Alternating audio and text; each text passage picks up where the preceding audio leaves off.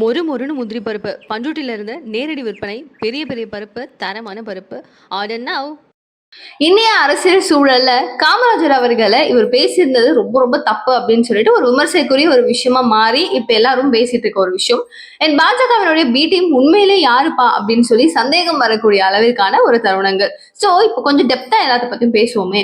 இப்போ ஒரு ஸ்பீக்கர் இருக்காங்க அப்படின்னு சொல்லி பார்க்கும்போது அவங்க ஒரு கட்சி அப்படின்னு சொல்லி அவங்களுக்கு மட்டும் பொதுவுமா இல்லாம எல்லா கட்சிகளுக்கும் இதுதான் இவங்களுடைய வாய்ஸ், இதுதான் இது கரெக்ட் அப்படின்னு சொல்லிட்டு ஒரு ஸ்பீக்கர் அப்படிங்கிற ஒரு வேலையை தெளிவா கரெக்டா பண்ணணும். பட் அவர் செய்யற ஒரு விஷயம், அதாவது அப்பாவை பத்தி தான் பேசிட்டு இருக்கேன். அவர் என்ன சொல்றாரு, ஒரு மேடையில ஒரு ஸ்பீச்ல வந்து அவர் என்ன சொல்றாரு பத்திரிகையாளர்களை பார்த்து அப்படின்னு சொன்னா, ஒரு இப்போ வந்து விஜய் அவர்கள் இப்ப பாஜக நியமிச்சு அவங்களுடைய பி டீமா வேலை பார்த்துட்டு இருக்காரு அப்படின்னு தான் நான் நினைக்கிறேன் அப்படின்னு தான் சொல்றாங்க. போயிட்டு கிராஸ் செக் பண்ணிக்கோங்களேன் அப்படிங்கிற மாதிரி ஒரு ஸ்டேட்மெண்ட் கொடுக்குறாரு. அது மட்டும் இல்லாம இப்போ சிறுபான்மையினருடைய ஓட் அப்படிங்கிறது ரொம்ப அதிக அளவுல திமுகவை நோக்கி தான் போகும். ஸோ திமுகவுக்கு இது போகக்கூடாது, இது ஸ்பிளிட் ஆகணும் அப்படின்னா இன்னொரு சூப்பரான ஒரு கட்சி ஒன்று வரணும். அது தமிழகத்துல கரெக்டா விஜய் அவர்கள் வச்சிருக்காரு, கரெக்டா கட்சி துவங்குறாரு அப்படிங்கும்போது சிறுபான்மையினர் பலர் வந்து ஓட்டு போடுறது அப்படின்னு சொல்லி பார்க்கும்போது விஜய்க்கு போடுவாங்க. ஸோ தட் அங்க ஒரு ஸ்பிளிட்டிங் கெப்பாசிட்டிஸ் நடக்கும். ஸோ இவங்களை வீழ்த்தணும் அப்படிங்கிறது அவங்களுடைய பிளான் அப்படின்னு சொல்லி செம்ம ஸ்கெட்ச் போட்டிருக்காரு. பா, எல்லாத்தையும் சொன்ன அந்த நபர் கடைசியில சொல்ற விஷயம் என்ன தெரியுமா அப்படின்னு சொல்றாங்க, நீங்க தான் இனிமே செக் பண்ணிக்கணும், நீங்க தான் விசாரிக்கணும் அப்படின்னு சொல்லி பத்திரிகையாளர்கள்ட்ட சொல்றாரு. சரி, இது எந்த விதத்துல கரெக்ட் அப்படின்னு சொல்லி நம்மளுக்கே வந்து சார் சொல்றீங்க, இதுதான் விஷயம் அப்படிங்கறத சொல்றீங்க, அப்ப கரெக்டா இதுதான்ப்பா அப்படின்னு சொல்லி ஷார்ப்பா நீங்க பேசணும்ல. அதை விட்டுட்டு நீங்க சரி பண்ணிக்கோங்க, நீங்க கேட்டுக்கோங்க, யார் உங்களுக்கு ஃபண்டு கொடுக்குறான்னு தெரிஞ்சுக்கோங்க அப்படிங்கிற மாதிரிலாம் சொன்னா நியாயமாங்கிற மாதிரி தான் இருக்கு. சோ பாஜக அவங்க ஒரு பக்கம் வந்து கால் ஊன்றி பார்த்துட்டு இருக்காங்க தமிழகத்துல. அவங்க இப்ப கூட்டணியில அதிமுக கூட சேர்ந்து போட்டியிட போறதால ஒரு தகவல் மட்டும் இல்ல, அதுக்கான இம்ப்ளிமெண்டேஷன் சூப்பரா எடப்பாடியார் ஸ்டார்ட் பண்ணிட்டாரு. அவங்களுடைய கேம்பெயின்ஸ் ஸ்டார்ட் பண்ணிட்டு இருக்காங்க. இந்த மாதிரி ஒரு சமயத்துல பாஜக பாஜக பாஜக அப்படின்னு சொல்லி அடித்தளமா அவங்களை மட்டுமே வச்சு குறி வச்சு எல்லா கட்சிகளும் சுத்துறது எந்த விதத்தில் நியாயம் அப்படிங்கிறது தான் ஒரு மிகப்பெரிய கேள்வியாகவும் இருக்கு. சோ அஸ் லைக் அப்பாவும் நம்ம முன்னாடி சொன்ன மாதிரி அவர் என்ன சொல்றாரு அப்படின்னா, விஜய்க்கு பேசி வச்ச மாதிரி எழுதி கொடுத்ததெல்லாம் யாரு, எழுதி கொடுத்தது அப்படியே வந்து அவர் ஒப்படைக்கிறாரு, அப்படியே வந்து பேசுறாரு, இதெல்லாம் யார் எழுதி கொடுத்திருப்பா அப்படிங்கிற ஒரு கேள்வியை கேட்கிறாரு. ஏன் சார், அவரும் ஒரு கட்சி தலைவரா வரணும் அப்படின்னு சொல்லி தான் வந்திருக்காரு, இருக்கிற அனாலிசிஸ் எல்லாத்தையும் பண்ணிட்டு தான் வந்திருப்பாரு, அவருக்கு யாரு சொல்லிக் கொடுக்கணும் அப்படின்னு ஒரு புறம் அவங்களுடைய தொண்டர்களே வந்து கேள்வி கேட்டாலும் கரெக்ட் தானேப்பா அப்படின்னு நம்மளுக்கும் தோணுது இல்ல. சோ இவர் என்ன பண்ணிருக்கணும், இது சரி ஓகே அவங்களுக்குள்ள நடக்கிற விவாதங்கள் நம்மளுக்கு எதுக்கு அப்படின்னு சொல்லி போகாம திமுகவுக்கு கொஞ்சம் முட்டு கொடுக்கும் வகையில அப்பாவின் ஒரு செயல் இருக்கிற காரணத்தினால பல கண்டனங்களை எதிர்நோக்கிட்டு இருக்காரு.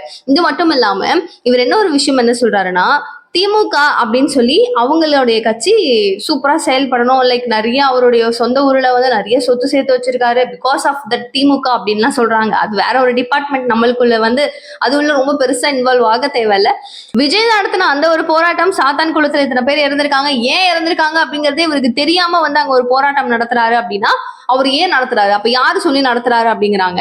சோ மக்களா எல்லாருக்குமே ஒரு கேள்வி விஜய் அவர்களை பார்த்து கேட்கணும்னு இருந்துச்சு. சரி சார், கட்சியோட பேரை அறிவிச்சுட்டீங்க, கட்சி இதுதான் அப்படிங்க தெரிஞ்சிருச்சு, ஒரு பெரிய மாநாடு நடத்துனீங்க, செயற்குழு மீட்டிங் நடத்துனீங்க, எல்லாமே பண்ணீங்க, மக்களுக்கு இவ்வளவு பிரச்சனைகள் இருக்கு, களத்துல இறங்கி நீங்க என்ன பண்ணிருக்கீங்க அப்படின்னு சொல்லி கேள்விகள் எக்கச்சக்கமா குவிஞ்சிட்டு இருந்தது. எல்லாருக்கும் நல்லா தெரியும் கரெக்டா.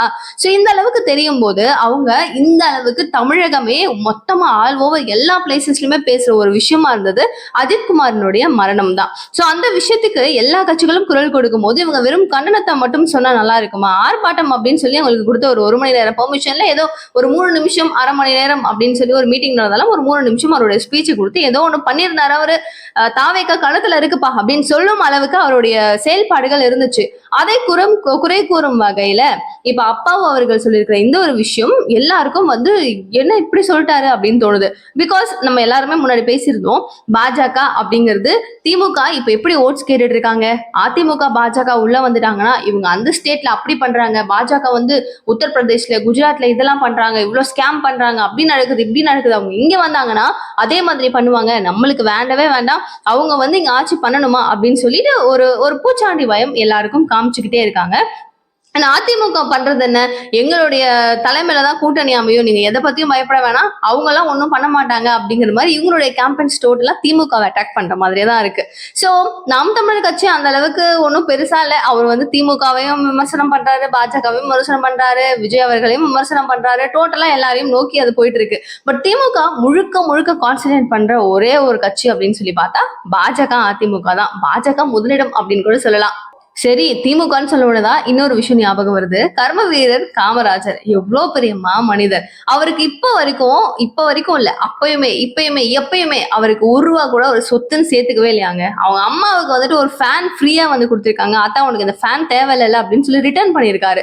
ஆக்சுவலி ஒரு நிறைய விஷயங்கள், ஒரு குடி தண்ணி வேணும் அப்படின்னு சொல்லி என் வீட்டுக்கு முதல்ல வரக்கூடாது, என் வீட்டுக்கு குடி தண்ணி ஃபர்ஸ்ட் எல்லாரும் குடிக்கட்டும், மக்கள் எல்லாரும் குடிச்சதுக்கு அப்புறம் எனக்கு வரட்டும், எனக்கு பைப் வழியா கூட வரக்கூடாது, எல்லாருக்கும் எங்க போய் தண்ணி எடுக்கிறாங்களோ நான் அங்கேயே எடுத்துக்கிறேன் அப்படின்னு சொல்லி அவ்வளவு அளவுக்கு பெருந்தன்மையா ரொம்ப எளிமையா வாழ்ந்த ஒரு மனுஷன். சோ காமராஜருடைய வரலாறு எல்லாருக்கும் தெரியும். ரீசெண்டா வந்து ஸ்கூல்ஸ்ல எப்படி நம்ம செலிப்ரேட் பண்ணாங்க. ஈவன் என்னுடைய சில்ட்ரன்ஸ் எல்லாம் வந்து அந்த ஃபங்க்ஷனுக்கு அவ்வளவு சூப்பரா போயிட்டு ட்ரெஸ் பண்ணிட்டு போறது, அந்த மாதிரி ரொம்ப சூப்பரா அவர் இன்னைக்கும் நம்ம வந்து எப்பயுமே நம்ம மறக்க மாட்டோம். பட் வளர்ற ஜென்ரேஷன்ஸ் இப்போ நம்மளுடைய குழந்தைகள் அவரை பார்த்து இன்ஸ்பயர் ஆகி அம்மா இதெல்லாம் அவங்க பண்ணியிருக்காரா, இப்படிலாம் பண்ணியிருக்காரான்னு சொல்லும்போது நம்மளுக்கே வந்து கூஸ்பம், பரவாயில்ல சூப்பரா அவங்களுக்கு எல்லாம் லேர்னிங்ஸ் இருக்கு அப்படின்னு சொல்லி நம்ம யோசிக்கிறோம். இவ்வளவு அளவுக்கு இப்படி இருக்கும் போது சடனா அவருடைய இமேஜை டோட்டல் டேமேஜ் பண்ணணும் அப்படிங்கிற ஒரே ஒரு சதி வேலை அப்படின்ற மாதிரி ஒரு விஷயம் நடக்குது.